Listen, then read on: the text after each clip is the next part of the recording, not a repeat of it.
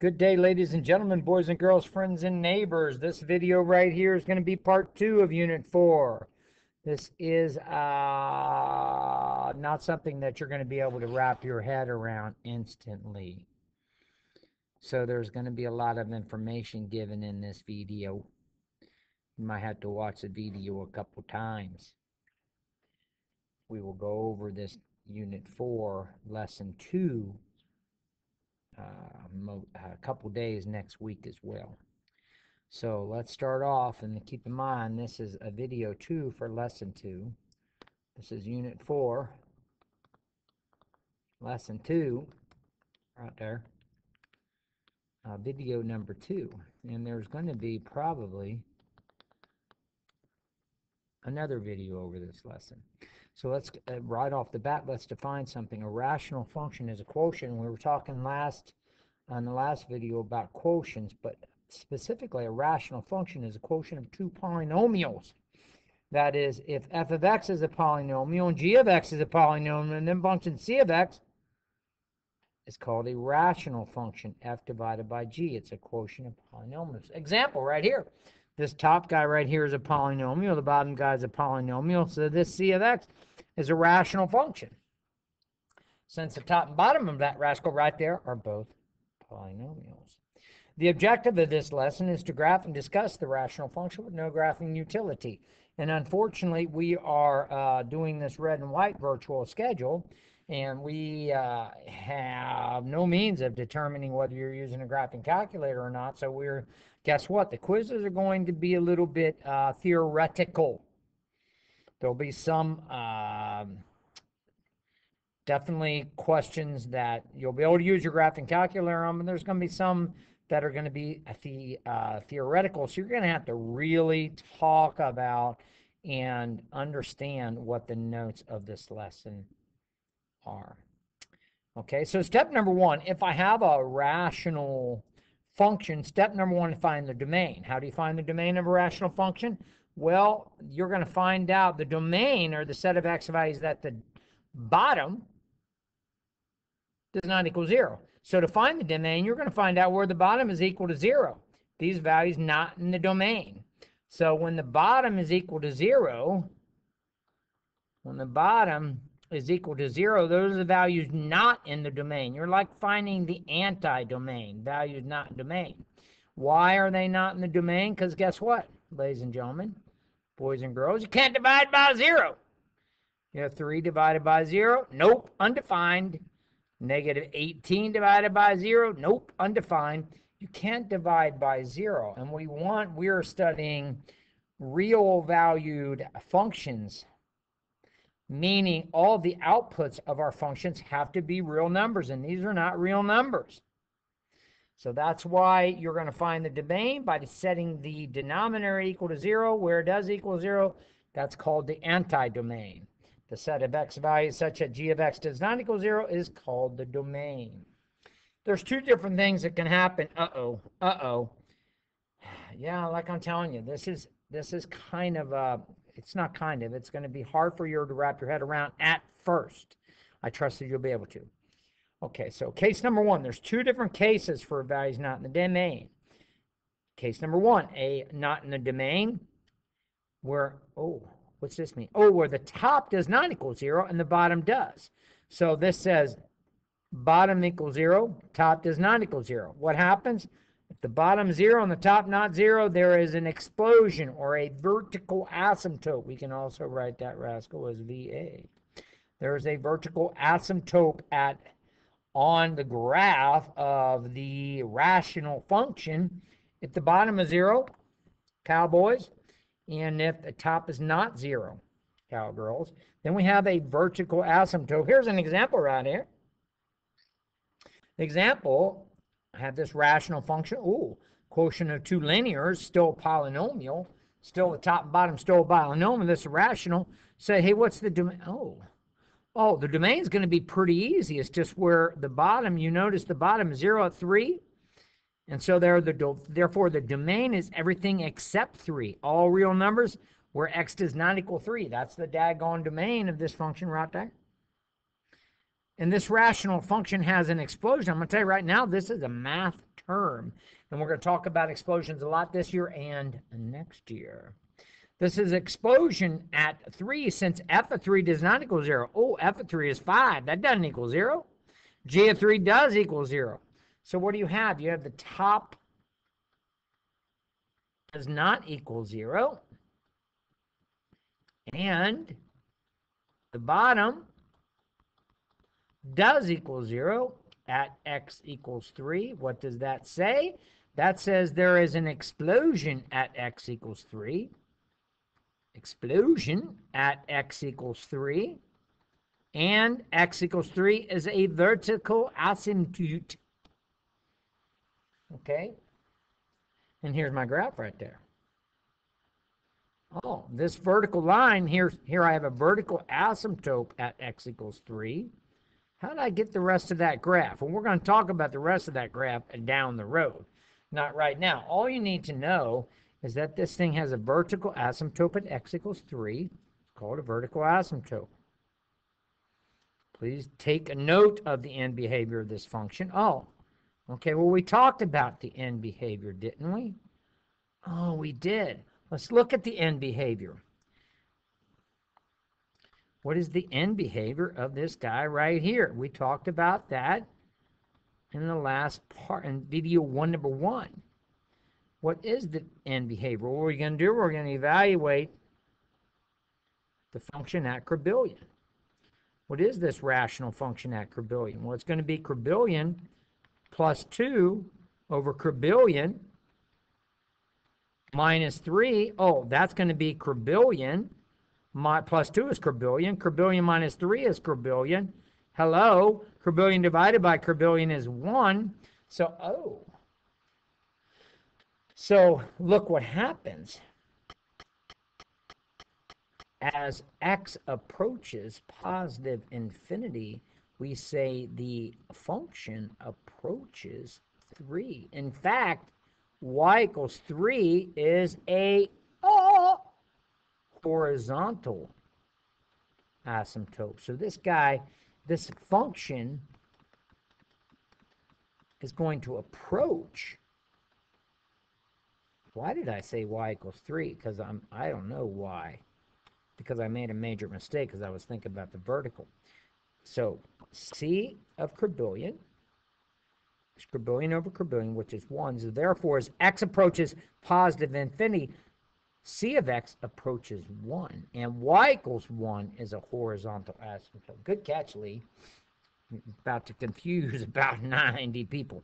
So if you look at this function, as x gets really big, the output, the function itself, c of x, which we're going to define as the y, they're going to approach 1.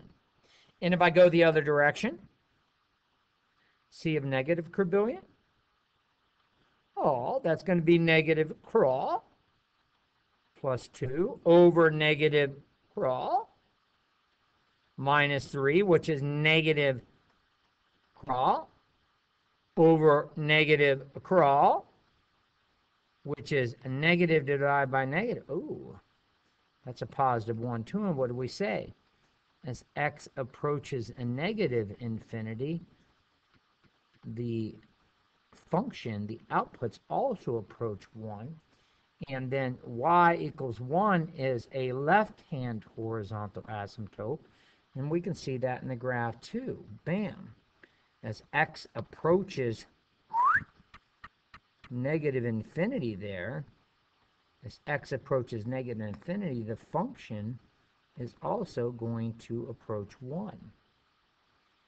Okay, so this was a first lesson. What we had new in this lesson was this vertical asymptote situation. Let's go to the next page. If you need to pause the video, just pause the video. If you need to slow down, take notes, you can always pause the video. Go to the next page. Uncle Lee, here we go. And this is case number 2. Case number 2, A is not in the domain. Case number 2 is harder to get your head wrapped around. Okay, so we got this A not in the domain. G of the bottom, was equal to 0 at x equals a. So that's where I got a, not in the domain. And we have this case where, where the top is 0 and the bottom is 0. So what you have, I don't get, what you have is a possible hole. This doesn't necessarily mean there's a hole in the graph. It just says there's a possible hole if the top is 0 and the bottom is 0. What you do know, ladies and gentlemen, boys and girls, is that the rational function will indeed reduce. And the reduced version will look exactly like the original. This is going to take some time to settle. Okay? So here's case 2. Case 2, if the bottom is equal to 0 and the top is equal to 0, reduce the function, and we have a possible hole, not necessarily a hole. So here's an example. This is certainly a polynomial. It's a factored polynomial. We looked at several factored polynomials. I have another factored polynomial. So I have a rational function, this c of x. And I notice that the bottom, if I just look at the bottom is going to be 0 at -2, and the bottom is 0 at 1. So that's where I get this domain at. Okay? Now, I do notice that the top and the bottom is 0 at x equals -2. So now I know that the function will reduce, and it easily see that the x plus 2 divided by x plus 2's cancel, and I have this, this function right here. But you have to make sure that you realize that this function does not equal this function. C of x does not equal c sub 1 of x. Why? Because they have different domains. But this guy, what I was talking about here, is this dude right here. Let's get this rascal out of the way. This is annoying. This dude right here, c sub 1, looks exactly like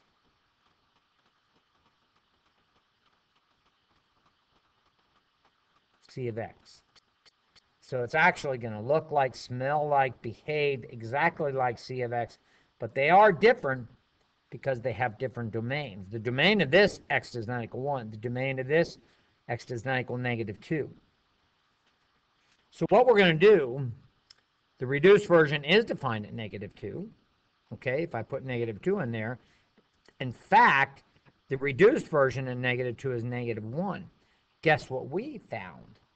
Since the reduced version is defined at where the top and bottom both were 0, and it is, the reduced version is defined at -2, i.e., the reduced version at -2 is -1. This dude right here, -2, -1, is a hole in the graph. Guess what, ladies and gentlemen? Your graphing calculator will not show a hole. Where's the explosion? Well, right here is the hole. First of all, let's deal with the hole before we talk about it. So this is the graph of c of x. So this is the graph of c of x, and we'll talk about that in a bit. And right here, and it's really hard, when I made the graphics for this, it was hard to see this. But this little dude right here, that is a hole.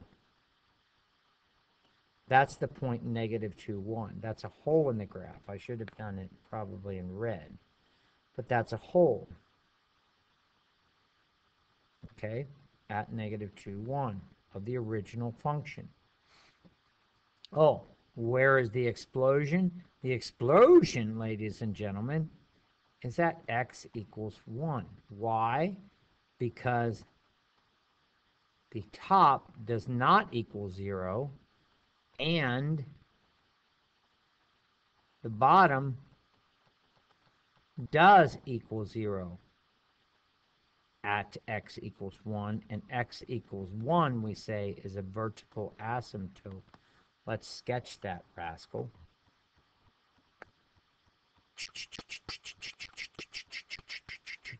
Whoops, sorry. Put that one off. X equals 1 is going to be here. Okay. You know, here's a little side note.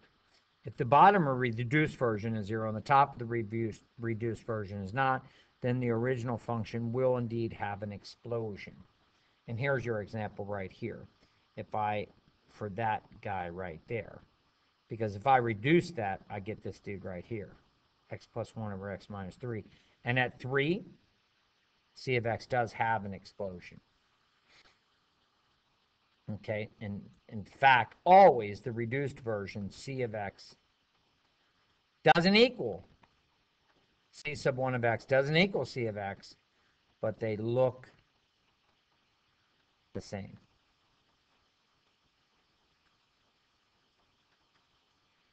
Okay? Let's go back here. And let's do this example right here. I have this polynomial divided by a polynomial, so c of x is a rational. State the domain, and determine if the function has explosions or holes at the values not in the domain. Oh, okay, well, first of all, the bottom, g of x, which is equal to x plus 4, x minus 3, that g of x does indeed equal 0 at x equals negative 4 and at x equals 3. So this is going to be the domain of c of x. The domain of c of x is all x such that x does not equal negative 4 and x does not equal 3. Now I want to know if there's holes or explosions. Well, let's look at the top at negative 4. If I look at the top at negative 4, the top at negative 4 is going to be negative 4 minus 2, which is negative 6. That does not equal 0. So what does that tell me? The top doesn't equal 0. The bottom does equal 0. At negative 4 does equal 0. So there is an explosion. There's a vertical asymptote or an explosion at x equals negative 4. Let's look at the top at 3. The top at 3, we can see the top at 3 is going to be 3 minus 2, which is equal to 1. Ladies and gentlemen, that doesn't equal 0. So what do I know? And we know the bottom at 3 is equal to 0. So guess what? This particular graph has two explosions. There is another explosion at x equals 3. Let me clean this good stuff out of there. Okay.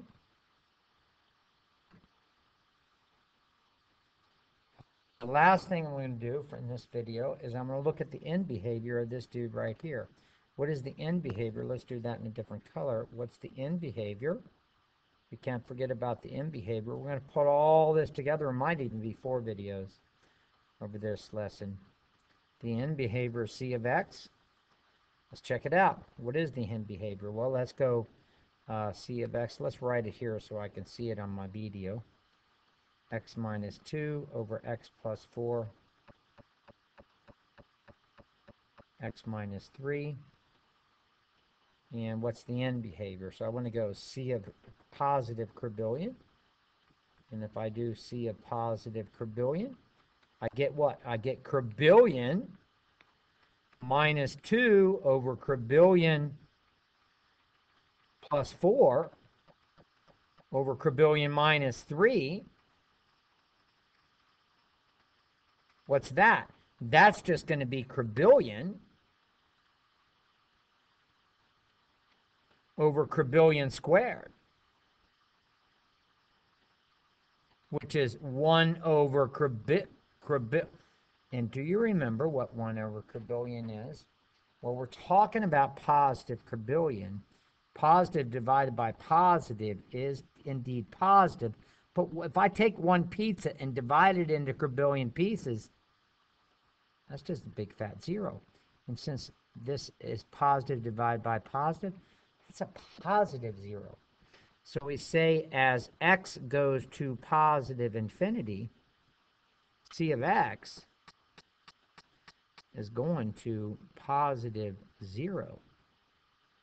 Hey, what about this? What is c of negative quadrillion? Well, I'm going to bypass a step here. This is going to be negative quadrillion because it's negative quadrillion minus 2 over negative quadrillion times negative quadrillion. Oh, which is negative quadrillion. Negative times negative is positive quadrillion squared, which is going to be negative 1 over 1 of the quadrillions cancel. And that's going to be negative 1 over quadrillion. And what?